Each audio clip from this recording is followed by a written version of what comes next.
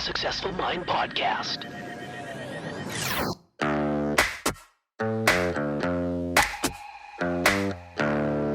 Successful people learn how to make their minds work for them.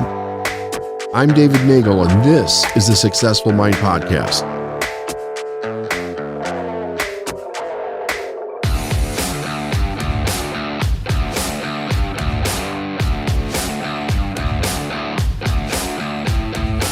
Success is not a hobby, nor is it convenient. One of the things that people really don't understand about success is what was the platform, the foundation that they were raised in that will allow them to be successful, or will success be a real struggle and a difficulty in a person's life? I've often said many times that actually success itself is easy, and we're born to be a success, which I believe to be 100% true. But people often come to me and they say, David, you say success is easy, and I'm just having a hell of a time with what I'm doing. I'm struggling. I've been stuck in the same place for years. How could this possibly be easy? And I said, success was easy. I didn't say change was easy.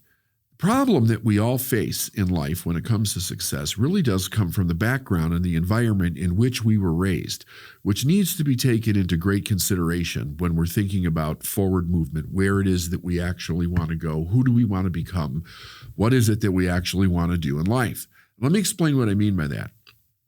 One of the most important things about our childhood is the preparation or lack thereof as to how we're going to thrive or struggle as adults in our own world and during our lifetime.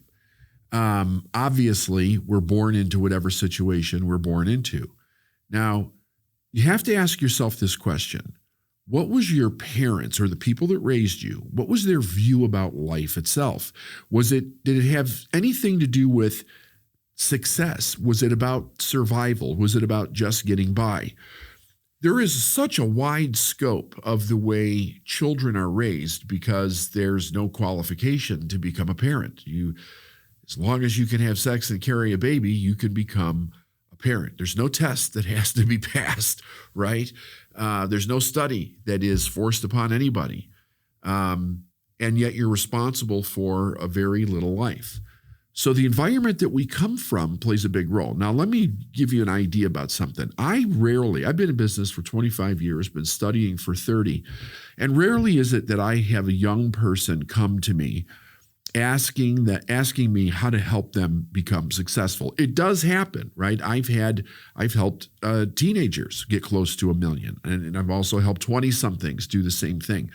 But in general, people usually find out about me and come to me when they're actually in some kind of a struggle, which usually shows up somewhere around their mid-30s. And the foundation of the client base that I've worked with usually goes from in their 30s. I've had people come to me all the way in their 80s to start a brand new business. So why is it more young people don't come and say, hey, can you help me be successful? That's a great question. I wasn't thinking that when I was a young person, but I didn't yet have the experience to realize just how dysfunctional many of the things that I was taught about life actually were as far as what I wanted to achieve in life, because I had no experience. We spend virtually 20 years of our life under the authority of other people, having to ask consistent permission for everything that we do. And we're basically indoctrinated, here's the way of the world. But that's based on our parents' experience. And many of those experiences go back several generations, actually. And much of it doesn't change unless there's somebody bold enough with enough vision within the lineage of your family that said, hey, enough of this, I'm going to change it. So a person could be born into a family where the people are mentally ill, they're toxic, they're extremely dysfunctional. Maybe they're addicts. Maybe they're very abusive in many different ways, to people that are mildly dysfunctional, to people that don't really know what it is that they're doing or where they're going in life. Maybe they're employed, maybe they're not. Maybe some people are educated, some people are uneducated. And that kid is absorbing everything that's going on. But the sad truth is that even along this spectrum, the average person is raising a child in an environment where they're really teaching them how to survive life, not how to massively succeed and live up to their full potential. So here's the the plug in this when I meet somebody. They come to me and they say, hey, look, I don't want to live this way. I have a dream. I want something to change. I really want to go after something much bigger in my life. And they've come to that conclusion because they've tried everything that they know and they've been taught, and it does not work. It just causes more problems. But what they don't realize is just how much they have literally created their life with the subconscious idea about survival, and it's not prepared them for success. They're just on the edge of frustration, and now they want to change. Now, is that a bad thing? No, it's not a bad thing. But if you don't realize just how detrimental it can be to a person's success, then you don't know where to start the change. So most people approach it like, give me the secrets, right? Tell me all the secrets to success. What's the fast way? How do I make a quantum leap? Show me how to turn my annual income into a monthly income. And those are legitimate things that you could teach to any person. There's not anything that's really all that difficult about them. But then you start teaching them, and all of a sudden, they can't get out of their own way. It's not working for them, so to speak. But when you sit down and you have a conversation or you look closer into your life, what we really see the problems coming down to is their resistance to change, meaning that they have to become the person that can actually pull off those skill sets, learn those skill sets, master those skill sets, and become really good at being a business owner or an entrepreneur or whatever other direction they want to go that they see as successful for themselves. Meaning that, let's take an average 35-year-old. They show up, they're 35 years old, and they have, wherever they are, I guess it really doesn't matter where they are, and they want success. And you sit down and you explain to them that for 35 years, one of the things that they've done is they've created their entire life to be safe. So that's from relationships to where they live, how they live, whether they have an education or they don't have an education, how much they've had a dream, if they even have started to have a dream, and the direction that they want to go in their life. Now, I woke up in my late 20s. I was about 27 years old when I really decided that I wanted to make a significant change. And I remember, it's kind of funny, at the time I thought I was old, like I was behind the 8 ball on this or something. And I found out pretty quick that I wasn't. But I, like everybody else, had made very significant decisions in my life. I decided to get married. I decided to have children at a very young age. I decided where I was going to live. I decided not to get an education very young, and found out that I was struggling. I had to start to begin to self-educate in my life, to start to learn new things and begin to master new skills. So I had to bring myself up to the level in which I could actually do successful activities in order to get those results. Now, I don't know where you are. Maybe this is resonating with you, maybe not. But if you've been stuck at all with success, you have to ask yourself, where are you resisting change in your life, and why? Why are you resisting change in your life? Meaning that generally when we want to do something different, one of the things that we've been told our whole life about whatever it is that we're doing is that we actually need support, and that's really true.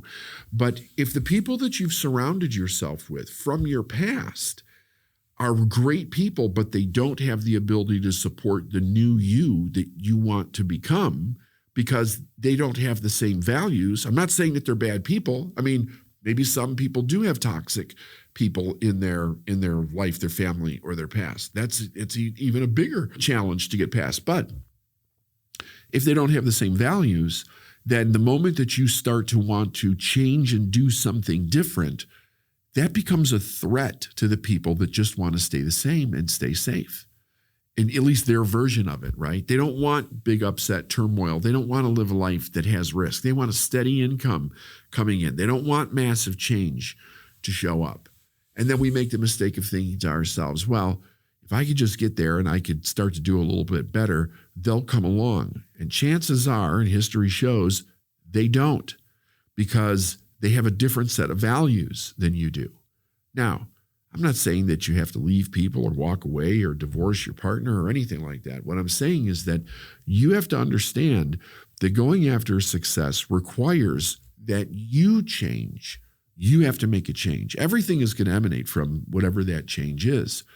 But when you feel like you're stuck or suffering or having a really rough time, the answer is always in the last place that you want to look, right? There's been many sayings about this over the years.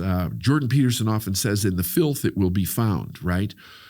Your truth, your answer is in the least place that you want to look, because generally those least places are the things that we've really created a delusion in our mind about, and it keeps us safe, which is a very dangerous thing, because you can't have safety and risk at the same time.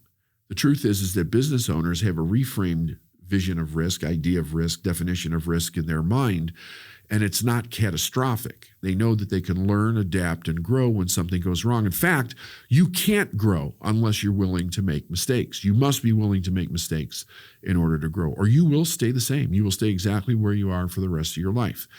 I believe everybody is here to fulfill a purpose. I believe you have a purpose. I have a purpose.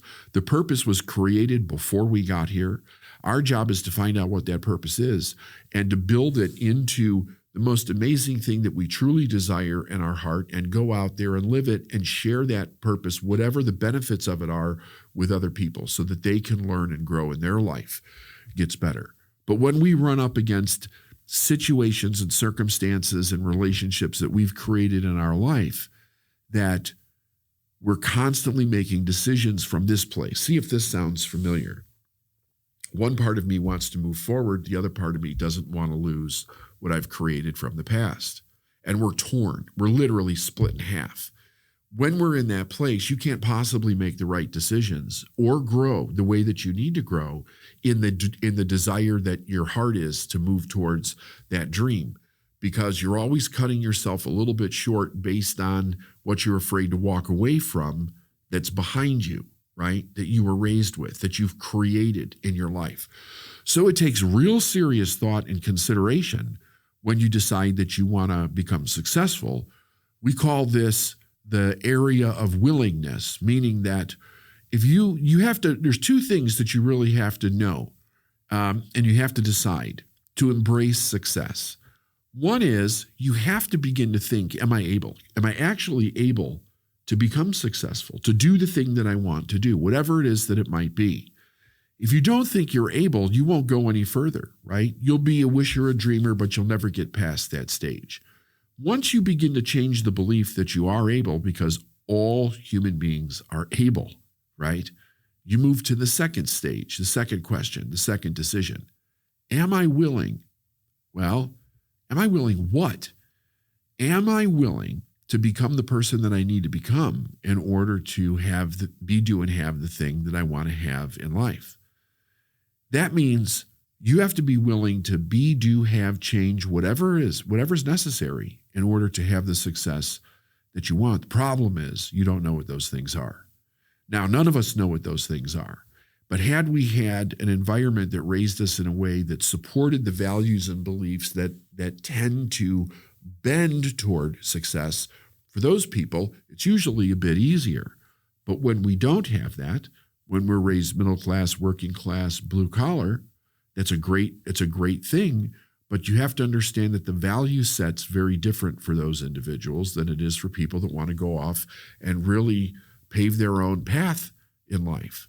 Because the underlying idea for those folks, for working class folks, is how to be safe, right? They want a job, they want to be paid, they just want to live their life the way that it is. They really don't want any risk. Their sense of adventure comes from their family, which is a great thing, or maybe sports, or doing other things that don't require they change as a person in order to experience it. A business person or a person who's following their dream really feels their purpose in life. They have a very different sense of adventure. They're willing to go out there and risk. They're willing to fall down, make mistakes, get up, and start again. They're willing to go through the process that can be quite painful if a person is resisting it, where you make mistake after mistake after mistake as fast as you can so you can learn as fast as you can. See, you can't learn without making mistakes. And we get to this place and often are very taught in school itself is that to avoid mistakes. And we're shamed and humiliated for making mistakes instead of understanding and accepting that mistakes are 100% required for us to accomplish what we want. Where do you find yourself as you're listening to me talk about this? Where do you think you are, right? I often tell people when you're going after the success that you want and you find yourself stuck, the problem isn't on the outside of you. The problem is on the inside.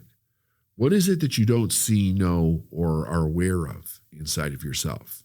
Now, you might be thinking, okay, David, that's very interesting. What do I do with it now? There is one simple answer. I'm not saying that it's easy, but there is one simple answer that will allow you to move through this. And that is start telling yourself the truth. The longer you lie to yourself about the situation that you're in, the longer that you lie to yourself about the things that you don't want to change that are absolutely required for you to change, to be, do, and have, to become the person that you want, to create the life that you want, the longer you will blame it on outside things that have nothing to do with your success. Success really is easy, and you were born to be a success.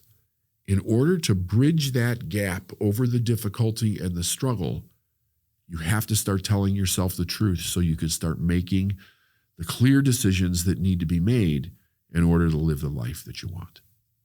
All right.